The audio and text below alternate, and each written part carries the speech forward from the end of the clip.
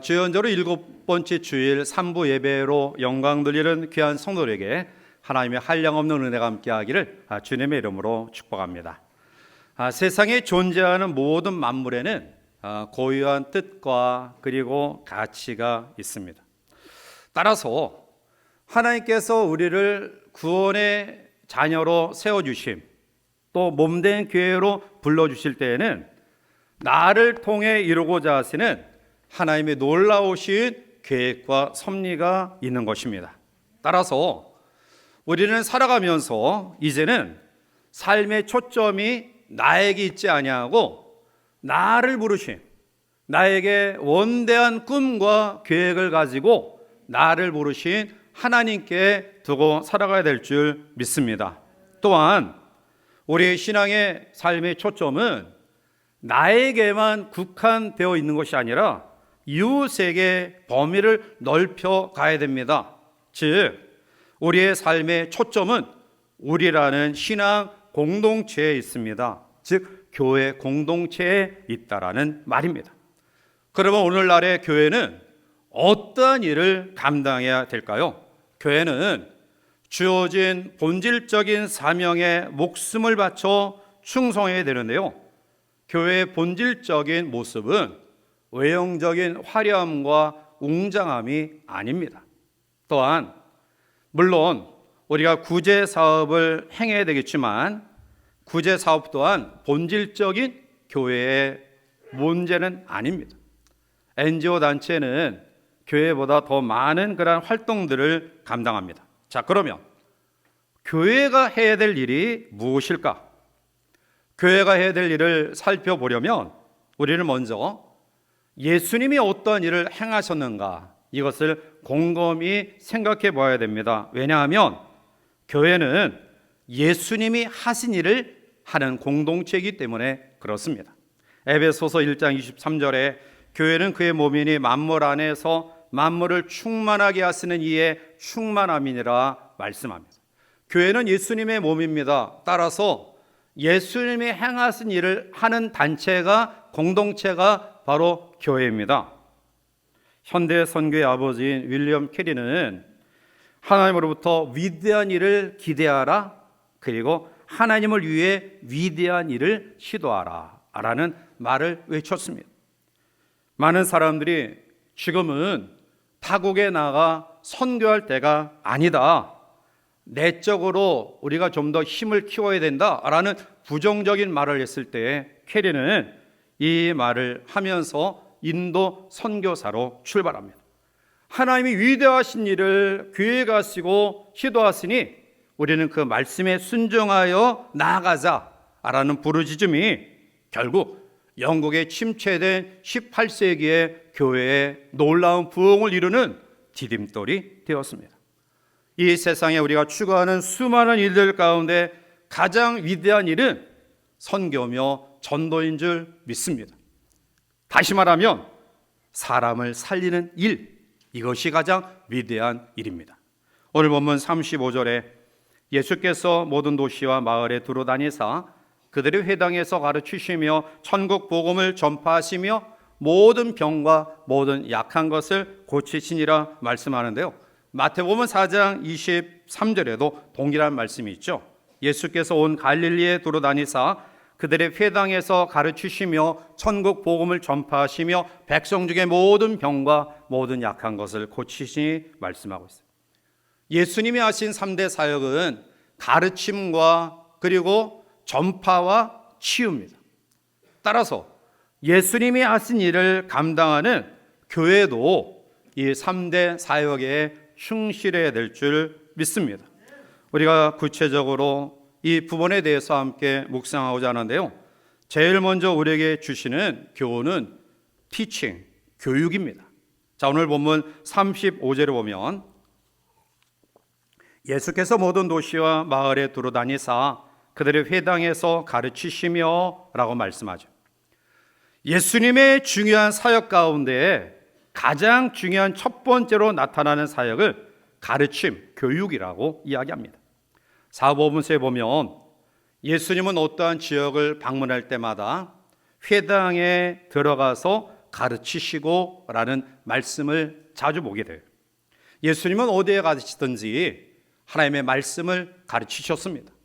그런데 이 말씀을 듣는 모든 유대인들이 깜짝 놀랍니다. 마태복음 7장 28절과 29절에 예수께서 이 말씀을 마치심에 무리들이 그의 가르침에 놀라니 이는 그 가르치는 것이 권위 있는 자와 같고 서기관들과 같이 아니함일러라 말합니다. 예수님의 가르침에 깜짝깜짝 놀랍니다. 그 이유는 말씀의 권위 때문입니다. 예수님이 가르치시는 말씀에는 권위가 있었습니다. 그것은 생명의 하나님의 말씀이었기 때문입니다. 이렇게 공적인 사역을 감당하시던 주님이 마지막 승천하시며 올라가시는 그 마지막에도 제자들에게 가르치는 교육 사역을 당부하십니다. 마태복음 28장 20절에 내가 너희에게 분반의 모든 것을 가르쳐 지키게 하라. 볼지어다 내가 세상 끝날까지 너희와 항상 함께 있으리라 하시니라. 내가 너희에게 분부한 모든 것을 가르쳐 지키게 하라라는 거예요. 사랑하는 성도 여러분, 한 민족의 나라의 장래는 정치, 경제, 사회의 문제가 아니라 교육의 문제입니다. 교육이 바로 세워지지 않고는 백년지 내계인 이 교육이 실패하면 그 민족과 나라는 희망이 없는 것입니다.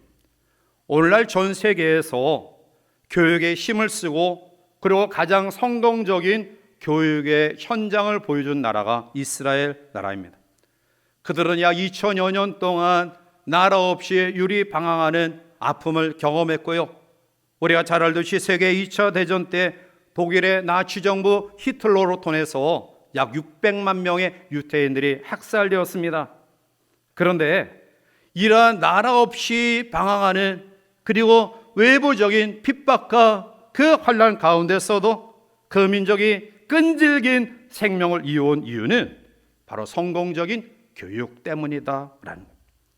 오늘 우리나라는 동일하게 외세의 침입을 받아 일제 36년의 아픔을 경험했지만 짧은 그 기간 동안에 우리의 말과 글 그리고 더 나아가 우리의 민족 혼까지 빼앗겼던 원인은 바로 교육의 부재에 있었기 때문이다라는 겁니다.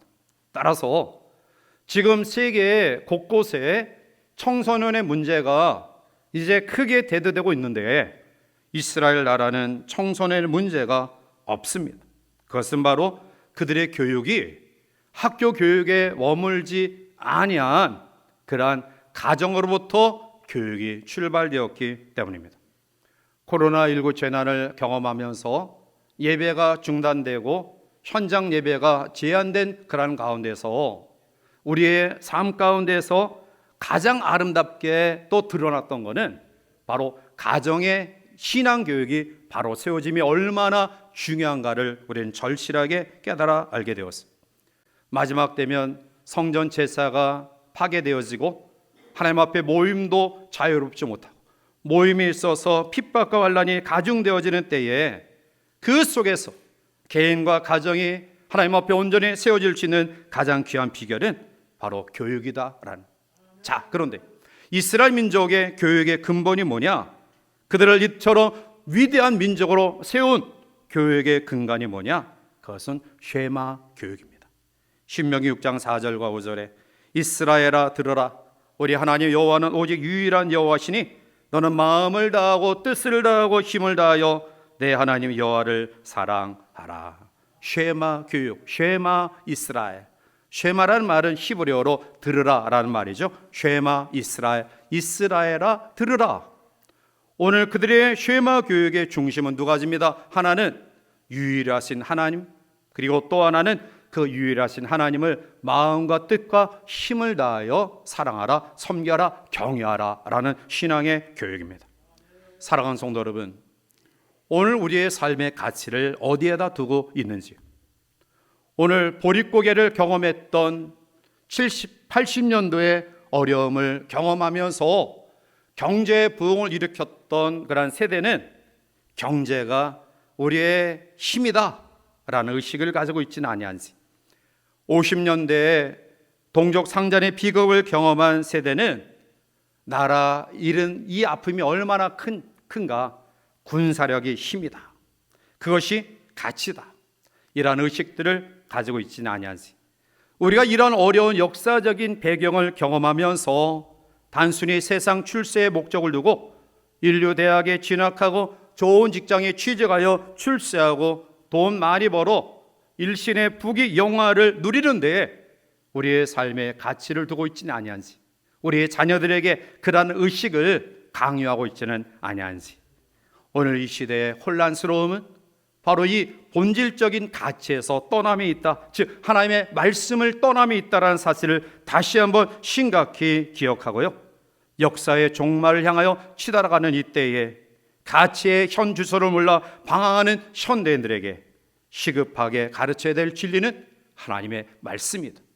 오늘 우리의 가정에서부터 또 우리의 교회에서부터 이 신앙의 교육이 아름답게 세워지기를 원합니다.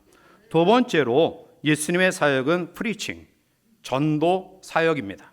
오늘 35절에 계속해서 보면 예수께서 모든 도시와 마을에 두루 다니사 그들의 회당에서 가르치시며 그리고 천국 복음을 전파하시며 라고 말씀합니다. 이 전파한다라는 헬라어 케로스라는 말은 선포한다라는 뜻입니다.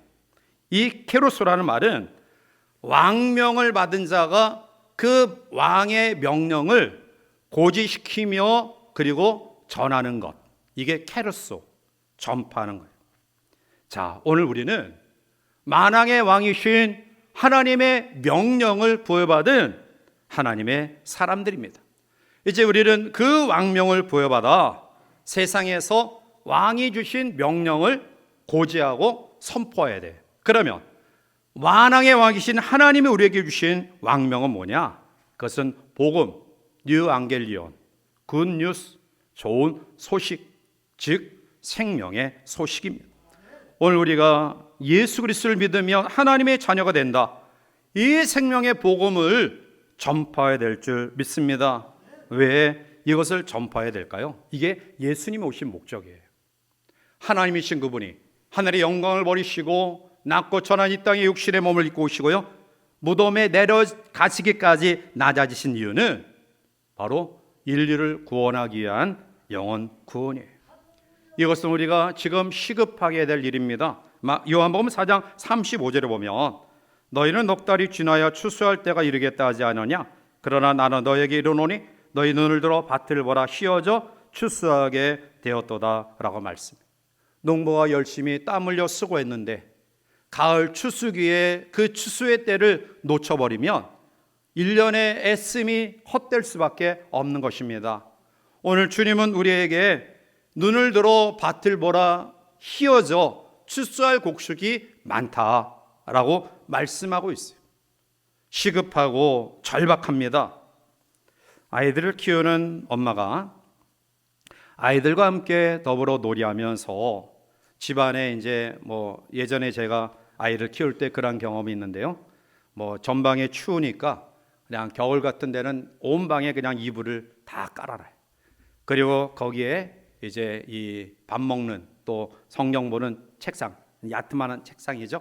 그걸 놓고 아이들이 거기에서 올라가서 이렇게 또 팔짝 뛰고 하는 모습을 보고 아주 즐겁게 또 그 기나긴 겨울, 추운 겨울을 지냈는데요.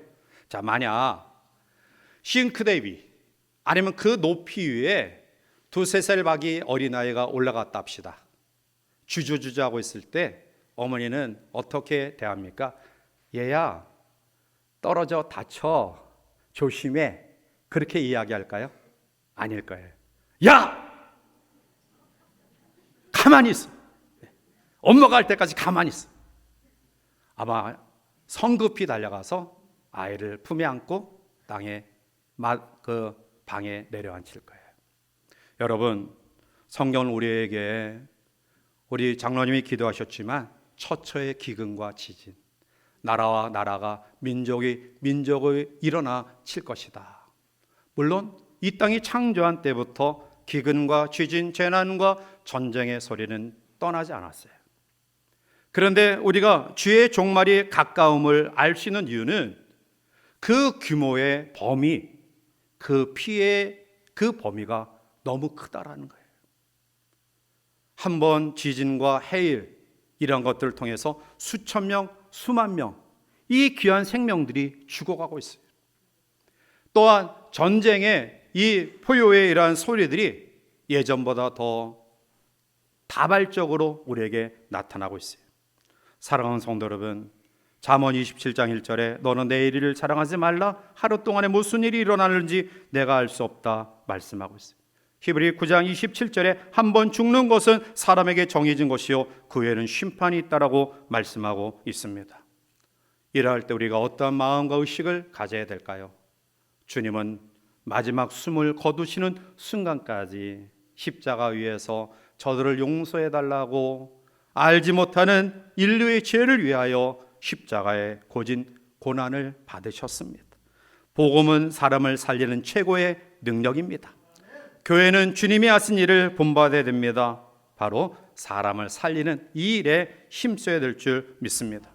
이 땅에 하나님의 복음이 100여 년 전에 들어왔을 때 우리나라 현실은 어땠습니까? 아마 미개한 그런 후진국이에요. 그런데 선진 문화를 경험했던 선교사들이 그들이 좋은 환경, 평안한 환경을 놔두고 이 동아시아의 끝자락에 있는 우리나라까지 와서 복음을 전합니다. 생명을 바쳐 복음을 전합니다. 그들의 순교의 피 흘림 속에 우리나라의 기독교가 세워진 거예요. 이제는 바울이 고백했던 것처럼 로마서 1장 14절에 헬라인이나 야만인이나 지혜 있는 자나 어리석은 자에게 다 내가 빚진 자다라고 고백하고 있는 것처럼 우리는 빚진 자의 심정으로 하나님의 복음을 나눠야 될 줄 믿습니다. 우리가 파송한 선교사님들을 후원해야 될 것이고요, 또 우리 지교회들과 동역하는 농어촌 미자립 개척교회를 위한 협력과 기도가 우리에게 필요합니다. 이것이 주님이 원하시는 일이기 때문에 그렇습니다. 세 번째로 주님의 사역은 힐링, 치유의 사역입니다. 오늘 35절에 계속해서 보면 예수께서 모든 도시와 마을에 두루다니사 그들의 회당에서 가르치시며 천국 복음을 전파하시며 모든 병과 모든 약한 것을 고치시니라 말씀하고 있습니다. 이 고친다라는 테라피오라는 헬라어 원어의 의미는 시중들다, 봉사하다라는 의미입니다. 즉 종이 상전에게, 주인에게 시중들 때 사용되어졌던 단어인데요, 이것이 조금 확대되어서 신들을 숭배하고 섬길 때에 이 단어가 사용되어졌고, 그리고 마지막으로는 돌보다, 다루다라는 의미로 사용되면서 치료하다라는 의미로 발전되었어요. 예수님의 사역 가운데 한 부분을 차지하는 것은 치유 사역이에요. 자, 그런데 여러분들이 오늘 본문의 말씀을 주의해서 보셔야 돼요. 35절 하반절에 보면 모든 병과 모든 약한 것을 고치시니라 말씀하고 있어요. 오늘 우리는 신유, 치유, 병고침 이 단어를 생각하면 단순히 육신적인 아픔에서 회복되는 것이 신유다, 치유다, 병고침이다 이런 생각을 하는데요, 그렇지 않습니다. 모든 병과 모든 약한 것을 고치시니라. 오늘 우리가 스스로 감당하기에 너무나 힘든 상황에 놓여져 있습니다. 코로나가 우리로 하여금 이렇게 무기력하게, 특히 믿음을 가진 성도의 삶조차 무너뜨렸습니다. 또한 튀르키예, 시리아 지진, 또 우크라이나 침공을 통한 전쟁, 한 끼 식량이 없어서 어린 생명들이 까만 눈망울을 돌리며 죽어가는 아프리카의 난민들, 오늘 우리의 힘으로, 우리의 노력으로, 우리가 이렇게 놓은 과학의 발전으로 어찌할 수 없는 한계 상황에 우리가 놓여져 있어요. 그렇습니다. 오늘 우리의 육신도 알 수 없는 질병으로 아파하고 힘들어하고요, 우리의 사회적인 분위기, 우리의 마음조차도 혼란스러움 가운데 있고요, 그리고 우리의 영적인 부분도 악한 영의 짓눌림 속에 우리가 살아가고 있습니다. 이러한 때 우리가 어떻게 이러한 속에서 벗어날 수 있을까요? 오늘 주님이 모든 병과 모든 약한 것을 고치셨다 할렐루야. 육신의 질병뿐만 아니라 우리의 마음의 혼란스러움, 더 나아가 영적인 곤비함까지 혼신의 치유의 은혜가 우리 가운데 넘쳐내리라 믿습니다. 그런데 이러한 놀라운 치유의 사역을 감당하셨던 주님은 오늘 36절에 보니까 무리를 보시고 불쌍히 여기시니 이는 그들이 목자 없는 양과 같이 고생하며 기진함이라. 주님이 모든 병과 모든 약한 것을 고치실 수 있었던 이유는 바로 주님이 불쌍히 여기는 마음을 가졌기 때문이다라는, 이 불쌍히 여긴다라는 원어의 의미는 가슴이 찢어지도록 아픔을 느낀다라는 거예요. 다시 말하면 애간장이 녹을 정도로 그러한 아픔을 경험하셨다라는 거예요. 성도는 아픔을 당한 성도들의 말에 반응하기보다 가슴의 반응을 일으켜야 돼요. 튀르키예 난민, 또 우크라이나 전쟁의 참상을 통해 나라 없이 고향을 떠나 방랑하는 난민들을 바라보면서 참 안 됐다, 참 끔찍한 일을 경험했구나, 이렇게 말로 반응하기보다는 정말 애간장이 끊어지는 그런 아픔으로 그 모든 상황을 바라봐야 될 줄 믿습니다. 우는 자와 함께 울었던 주님, 아파하는 자와 함께 아파했던 주님, 그 주님의 긍휼히 여기는 마음 때문에 주님과 접했던 모든 사람들은 단순히 육신의 질병뿐만 아니라 그들의 삶의 모든 문제를 해결한 바는 놀라운 역사를 경험합니다. 오늘 이 마지막 때는 무엇보다도 예수님이 필요한 시대입니다. 우리 한계 상황을 느낄 수밖에 없는, 그래서 아무도 희망을 이야기할 수 없는 이 절망스러운 시대 속에서 아니다, 내게 와라, 내가 너희를 쉬게 할 것이다. 우리의 병뿐만 아니라 우리의 모든 부분을, 약한 부분을 고치시는 주님의 치유의 역사가 하나님의 몸된 교회에 있다, 복음에 있다라는 절박한 마음을 가지고 우리가 이 복음을 전하면서, 치유의 복음을 전하면서 나누는 성도들이 되어야 될 것입니다. 마태복음 4장 17절에 보면 예수님이 이 땅에 오신 목적을 하나님 나라의 선포를 위한 것임을 이야기하죠. 이때부터 예수께서 비로소 언파하여 이르시되 회개하라, 천국이 가까이 왔느니라 말씀하고 있어요. 그리고 이제 공적인 사역이 시작이 되면서 주님이 교육 사업, 그리고 전파 전도 사업, 그리고 치유 사역을 감당하시는데요. 하나님의 나라가 가까이 왔다, 회개하라, 하나님의 나라가 가까이 왔다라는 이 말씀의 배경 가운데는 하나님의 나라는 고통당하는 자들의 아픔을 함께 나누는 데서부터 시작이 된다. 천국은 아파하는 자와 함께 아파하고 우는 자와 함께 울을 줄 아는 예수님의 긍휼의 마음을 가진 사람의 마음으로부터 천국, 하나님의 나라가 시작되고요, 이루어집니다. 이제 우리는 난민, 또 재난 가운데 있는 튀르키예, 그리고 시리아 난민을 위해서 우리가 십시일반 함께 협력할 것이고요. 물론 물질의 도움도 있지만 우리는 시간 그 난민들을 위해서 기도합니다. 하나님, 저 민족과 저 나라 속에 하나님의 회복의 역사가 있기를 원하며 하나님 빠른 시일 내에 그 고통의 참상에서 벗어날 수 있도록 하나님 역사하여 주시옵소서. 다시 한번 고통당하는 지구촌의 모든 사람들을 위한 뜨거운 기도가 우리 가운데 있어서 우리 기도가 하나님 앞에 상달되어 놀라운 치유의 역사가 나타남을 경험하는 우리 모두가 되시기를 원합니다. 주님은 3가지 사역을 하셨고요, 교회의 3가지 사역을 부탁하십니다. 가르침과 전파와 치유입니다. 한국 교회가 코로나를 겪으면서 말할 수 없는 정말 절망스러운 모습들을 경험합니다. 비난을 받고요, 조롱을 받고요, 손가락질을 당합니다. 결국 교회의 이 혼란스러움이 사회 혼란스러움으로 나아가는 것은 아닌지, 역으로 이야기하면 교회가 바로 세워짐이 이 사회를 바로 세우는 비결이다. 그것은 예수님의 마음을 품고 교육, 신앙의 교육과 생명의 복음을 나누는 전파와 그리고 우리의 온 영혼신의 전인적인 치유의 사역을 우리가 경험하고요, 또 우리를 통해 우리 주변들의 모든 사람들과 함께 나눌 때 가능함을 믿습니다. 예수님의 사역을 다시 한번 본받아 교회가 이 사역을 힘있게 감당하길 바라고요. 여러분 때문에 여러분 주위의 모든 사람들이 이러한 역사를 경험하는 회복과 부흥을 이루는 이 안에 되시기를 주님의 이름으로 간절히 축원해 드립니다. 기도하시겠습니다. 사랑과 은혜가 충만하신 거룩하신 하나님, 우리의 연약함을 주님 앞에 고백하며 우리가 자랑하던 모든 과학 문명과 경제적인 부유함이 우리에게 불어닥친 재난과 전염병 앞에 속수무책으로 무너질 수밖에 없음을 고백합니다.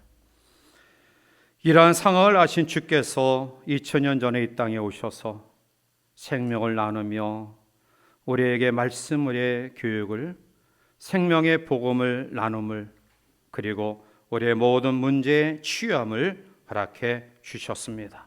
이제 더 절실히 주님의 사역이 필요한 이 마지막 때에 몸된 교회가 주님 앞에 믿음으로 세워서 우리 모두가 이러한 은혜를 경험하게 하시고 우리 주변의 사람들에게 이러한 사역을 아름답게 전하는 복된 생명의 공동체가 될 수 있도록 역사하여 주시옵소서.